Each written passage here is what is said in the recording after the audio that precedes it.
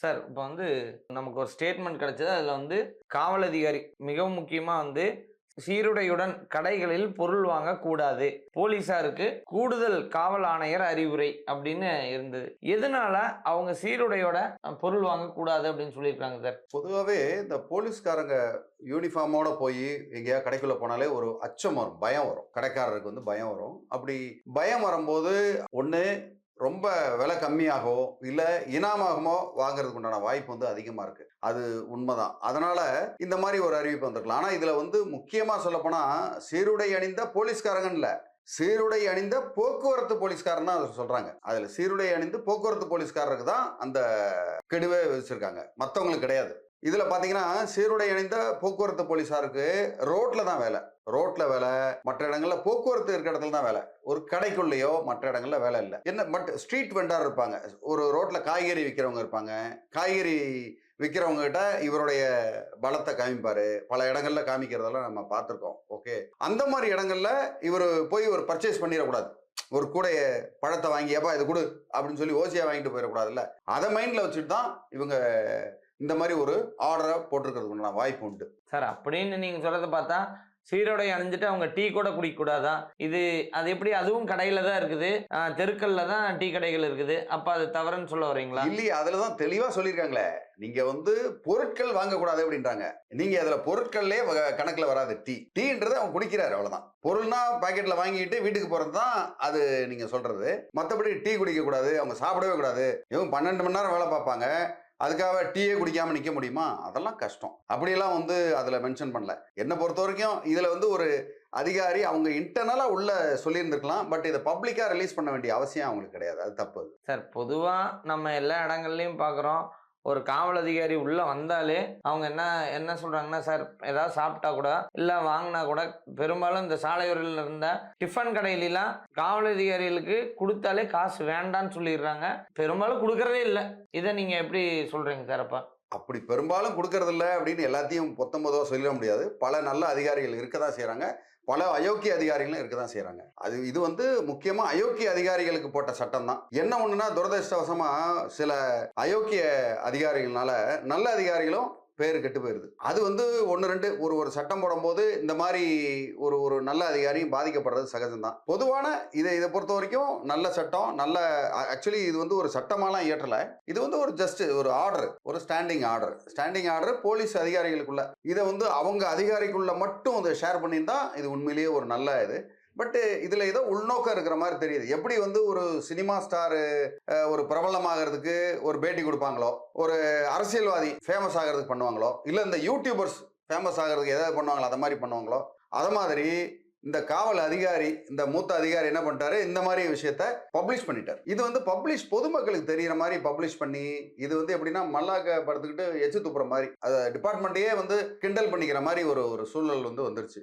அதனால பாதிப்பு அதிகமா காவல் அதிகாரிகள், நல்ல காவல் அதிகாரிகளுக்கு இது உண்மையிலேயே ஒரு பாதிப்பு தான் சார். இப்ப ஒரு காவல் அதிகாரி, போக்குவரத்து காவல் அதிகாரி டியூட்டி முடிச்சுட்டு வீட்டுக்கு போறாரு. வீட்டுல ஏதாவது பொருள் வாங்கிட்டு வர சொல்றாங்க.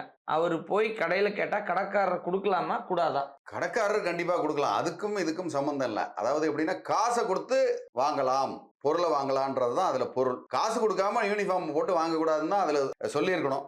பட் அது ஜென்ரல் ஒரு ஆர்டர் மாதிரி இருக்கிறனால இது வெளியில என்னமோ சீருடை அணிந்த போக்குவரத்து காவல் அதிகாரிகள் எதையுமே வாங்கக்கூடாது. வீட்டுக்கு போகும்போது எதுவும் வீட்டுக்கு போய் தான் ஒரு 5 கிலோமீட்டர் தள்ளி போய் வீட்டுக்கு போய் யூனிஃபார்மை மாத்திட்டு இல்ல ஸ்டேஷனுக்கு போய் யூனிஃபார்ம் மாத்திட்டு பண்ற மாதிரி இருக்கு. இப்ப நிறைய பேர் ஸ்டேஷன்ல போய் யூனிஃபார்ம் மாத்திட்டு தான் வீட்டுக்கு போறாங்க. அதனால நம்ம இதை ஒரு பெரிய குறையா நம்ம சொல்லிட்டு இருக்க முடியாது.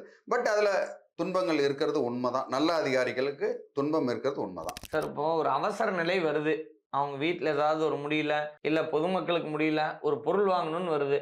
இப்ப காவல் அதிகாரி பர்மிஷன் கேட்டு அதெல்லாம் செய்யணுமா? அப்படியெல்லாம் இல்ல. அவர் காசு கொடுத்தானே வாங்க போறாரு. இது அதான் சொல்றேன், இது ஒரு ஜெனரல் ஆர்டர். இது ஒரு சட்டமா இயற்றி இந்த சட்டத்தின் கீழ் இந்த இடத்துல வாங்கக்கூடாது அப்படின்லாம் எதுவுமே கிடையாது. அப்படி எதுவுமே இல்லையே. இது ஜஸ்ட் ஒரு ஸ்டாண்டிங் ஆர்டர். இது பப்ளிக்கு தெரியுது. அடுத்து இன்னும் ஒரு மாசம் 2 மாசத்துல மறந்துட போறாங்க மக்களும் மறந்துடுவாங்க, எல்லாரும் மறந்துடுவாங்க, இந்த ஆர்டர் மறந்துடுவாங்க. அந்த அதிகாரி போயிட்டாருன்னா முடிஞ்சு போச்சு. அதனால அதுக்குன்னு ஒரு தனி சட்டம் கிடையாது. இதை சொல்றாங்க, இது ஒரு எச்சரிக்கை மணி தான். மோசமான அதிகாரிகள், இந்த மாதிரி ஓசியா வாங்கி சாப்பிட்ற அதிகாரிகளுக்கு இது ஒரு சவுக்கடி, ஒரு சமிஞ்சை.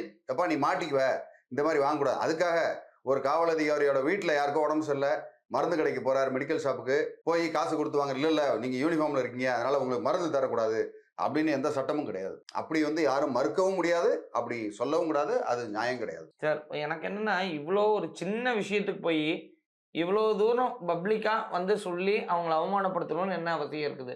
எல்லாமே ஒரு விளம்பரம் தான். விளம்பரத்துக்காக யாரோ ஒருத்தவங்க எதையோ ஒன்று பேச போக அது விளம்பர பொருளா ஆகி ஒரு பப்ளிக்ல எல்லாரும் பேசுற மாதிரி ஒரு அந்த துறை ரீதியாவே ஒரு அவமானப்படுற மாதிரி சூழ்நிலை வந்துருச்சு இந்த இடத்துல. அதனால இதை தவிர்த்திருக்கலான்றது தான் என்னுடைய கருத்து. சார் ஆக மொத்தம் என்னன்னா, அவங்களுக்கும் ஒரு குடும்பம் இருக்குது. அவங்களுக்கும் நிறைய பேர் ப்ரெஷர்ல சூசைட் பண்றாங்க அப்படிங்கிற ஒரு செய்தியில நம்ம கேட்கிறோம். இது அவங்களுக்கு மேலும் ஒரு மன அழுத்தத்தை ஏற்படுத்தி தராதா? கண்டிப்பா இது காவல் அதிகாரிகளுக்கு ஒரு மன அழுத்தம் தான் தரும். முக்கியமா கீழே வேலை செய்றாங்க பாருங்க, கான்ஸ்டபிள்ஸ், சாதாரண போலீஸ்காரங்க, ஸ்டார் இல்லாத முதல் நிலையில வேலை முதல் பார்க்குறோம். நிலையில இருக்கிறவங்களுக்குலாம் பெரிய துன்பம் தான். அவங்களுக்கு ரொம்ப கஷ்டம். அதிகாரிகளும் வேலை வாங்குவாங்க. ஒரு சில இடங்கள்ல பாத்தீங்கன்னா, ஒரு காவல் அதிகாரி இன்ஸ்பெக்டர் உட்காந்துருப்பாரு, யோ இந்த கடையில போய் இதை வாங்கிட்டு வாயா, இந்த ஹோட்டல்ல போய் இதை வாங்கிட்டு வாயான்னு சொல்றது இவருக்காக வாங்க மாட்டாரு. இவர் மேலதிகாரிக்காக தான் வாங்குவார். மேலதிகாரி மேல உட்காந்து ஈஸியா சொல்லிடுவாங்க. கீழே உள்ள ஒரு சாதாரண போலீஸ்காரங்க ரொம்ப கஷ்டம். அங்க போய் அவமானப்படுறதும் அசிங்கப்படுறதும்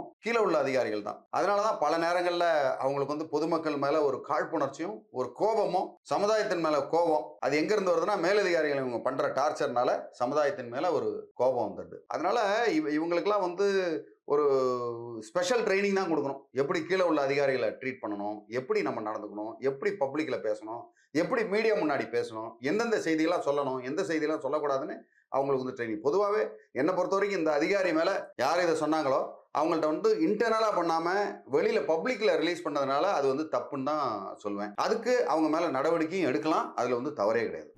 உங்கள் பகுதியில் யாராவது இந்த மாதிரி காவல் அதிகாரிகள் பையில போட்டுட்டு காசு கொடுக்காம போயிருக்காங்களா? கமெண்ட் பண்ணுங்க. உங்களுக்கு பதில் சொல்ல தயாரா இருக்கேன். நன்றி, வணக்கம்.